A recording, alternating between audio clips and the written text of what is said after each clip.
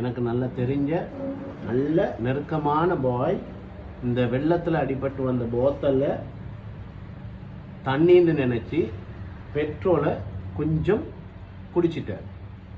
இனிமேல் இந்த மாதிரி விஷயங்களை, இந்த மாதிரி வார போத்தல்கள், இந்த மாதிரி வார எந்த சாமானையும் எந்த பொருட்களையும் என்ன செய்யணும், முடிச்சு தாய் தகப்பண்ட அனுமதி இல்லாமல் குடிக்கக்கூடாது.